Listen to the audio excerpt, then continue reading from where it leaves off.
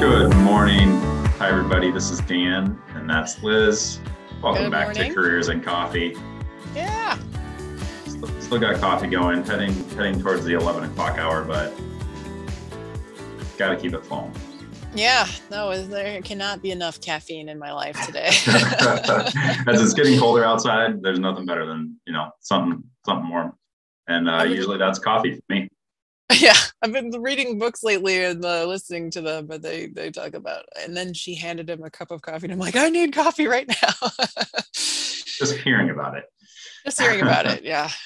Yeah. Well, we're coming off of a really cool thing. Two of our reporters or journalists were honored with the Freedom of Information Act award last night. And it really got me thinking about what is your job or is it a calling?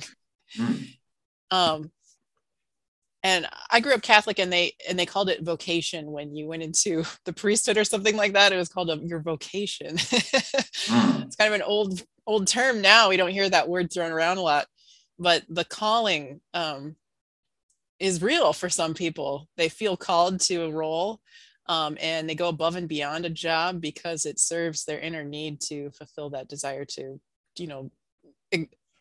do their best work. Sure. And I just wondered, how do we connect with that in our jobs or in our job search? Like, what is there it's a deep thoughts on Friday here. Yeah. So I do have some thoughts on this, and this is something I have pondered quite a bit. In fact, I went so far as to probably about 10 years ago now, maybe even a little more. I bought an entire course about how to find your calling or calling. It was like an online course. I paid a couple $100 for it, I think, and went through this whole thing. So, job versus calling for me. So your calling is something that's, to me, not going to change very much over time, right? Mm-hmm. So, kind of what I found is, your calling could be to help others through helping them through wellness. Let's just give that as an example. Okay. So your calling is to help others through wellness. Okay, but how many different ways could you do this? Well, you could be a personal trainer, right? You could be a doctor. You could sell vitamins and supplements to help people with their health and wellness, right? So those are just a few examples of kind of fitting some different jobs into your so-called calling. So I don't know, do you have any thoughts on that? Yeah, I mean, I've changed careers in the past because I felt called to do something, and I worked for nonprofits because I wanted to help people make things right, I guess. But that's really interesting that you would take the time to really kind of figure that out. And I don't know if I've figured mine out yet, but I definitely do feel like it's important to connect with the higher purpose in a role. So right now, my job is to promote, digital subscriptions and audience growth with the Gazette, as well as with Quarter Careers. And when I feel what is the calling part of that, it's really helping people connect with information, whether it's helping people connect with a potential job that might be right for them, or helping them connect with accurate and current information through the Gazette and learn about community, learn about, how they fit into this little universe that we call Eastern Iowa. And connecting with it, like I was last night when I was hearing our editor, Craig Jermilis, talking about it. It just really inspired me to think this is great that I get to do this along with these people that feel so passionate about this truly being a calling versus a job. Because if it was just a job, this job's kind of a grind some days, and if you don't have that higher calling kind of driving you to continue, putting your best effort out there, it isn't a good fit. Yeah, absolutely. And I think we're seeing that with a lot of jobs open right now, and a lot of people leaving jobs for a new job.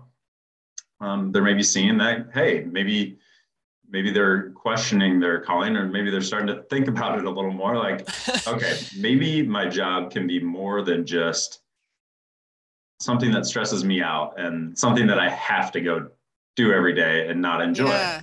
Yeah. Um, it can be a very positive thing in your life, and can when you, especially when it's connected with your calling, right? Hmm. Yeah. And I think that you're nailing it right on the head there with, if you feel obligated to work, that's very different from you feel called to work. Mm. Um, and maybe it's just a mindset change. Obviously, if you are feeling overstressed and your job is not serving you, you do need to look at making a change. But maybe you are in the right spot, but you just need to shift your mindset. Mm. Or maybe you talk to your manager, or you talk to other people that you work with about your specific concerns about things in your work that maybe have changed because of COVID. Your job is no longer bringing you joy. um so it is a tough call, though. Like, I mean, you could spin your wheels forever thinking like, well, work. And I've been in this situation too in my life, where I worked, retail, or just worked jobs that were not really pushing me forward in a career path, because I didn't know what I wanted to do.